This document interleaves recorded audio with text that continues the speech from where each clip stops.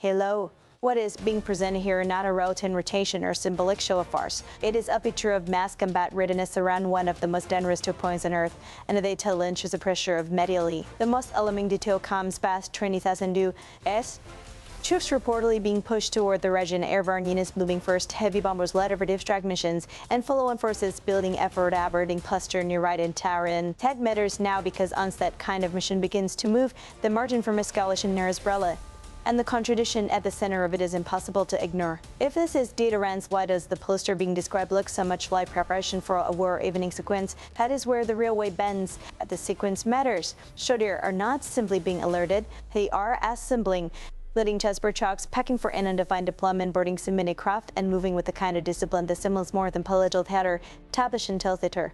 Airborne troops by design are not usually the decorative edge of a message. They are the fast edge. They go first because speed matters, terrain matters, and surprise matters. So when paratroopers are positioned to ever before the heave or conventional force, the signal is not subtle. It's just planners are thinking about immediate ground presence, rapid seizure of space, and early control before the larger force glisted planner. Thinking about others, function, pause imply. This no longer a minor detail, then the script adds another layer, and it's just heavier. A baby tie is shown being loaded with 2,000-pound Mark 84 bombs for a mission described as deep inside Iran. That detail is not just dramatic, it is consequential. Those are not the kind of images that sickest retrain by default. They suggest the ability to hit fixed targets with enormous destructive effect and to do so at range for hours under deliberate mission planning. As that image enters this story, the center of gravity shifts. This is no longer just about moving troops close to a border. It becomes a question of whether the architecture for simultaneous pressure, air-ground logistics, and frontistics, and for which station is being assembled and patrol. And that is exactly where deterrence becomes difficult to separate from operation till readiness. But that is still not the main issue. The main issue is Hormuz. Any force built up around the corridor sits next to one of the world's most sensitive energy, and shipping artists.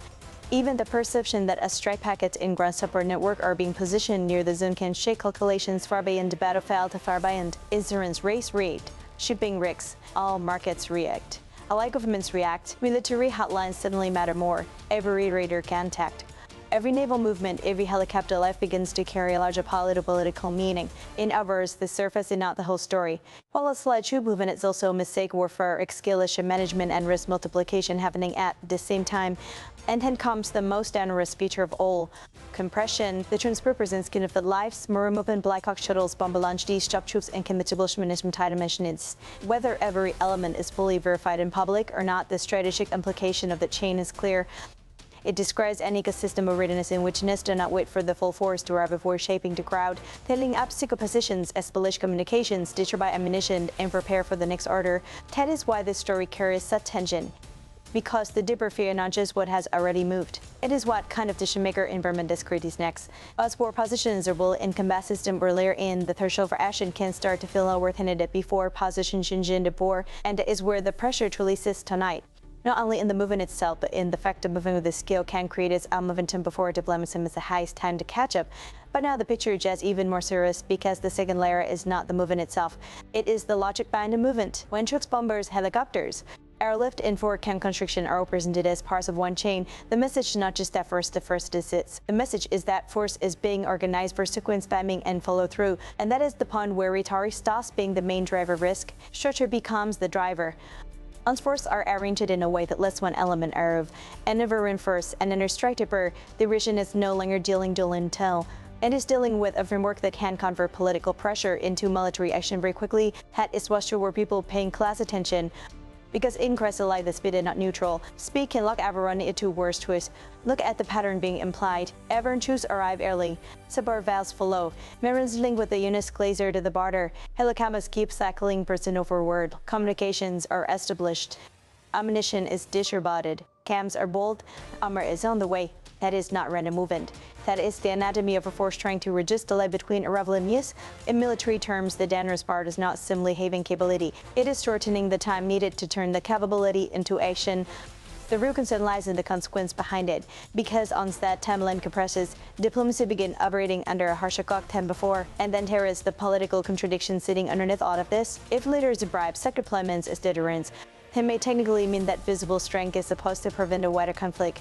That is the public theory. But deterrence becomes unstable when the poster looks indistinguishable from Russian for first-wave operation. At the point, the other side does not only receive a warning, it may also perceive an approaching deadline, and that can trigger its almost dispersal of assessed missile readiness, proxy activation, naval harassment, air defense repositioning. In other words, one side's attempt to prevent war can begin to look to the other side like an wing window before war.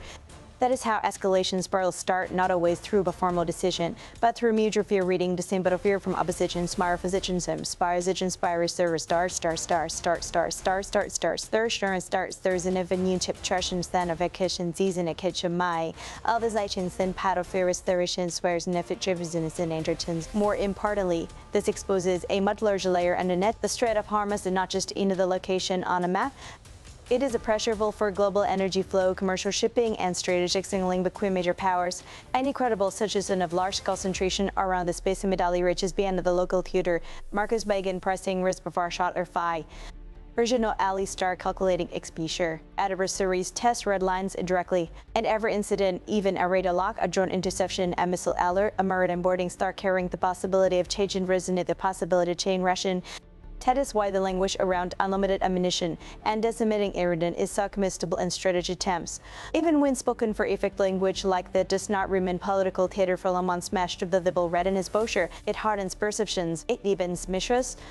It raised the chance that symbolic moves are interpreted as operational intent based on publicly available information. That is still the key unresolved issue here, not whether military assets can be moved.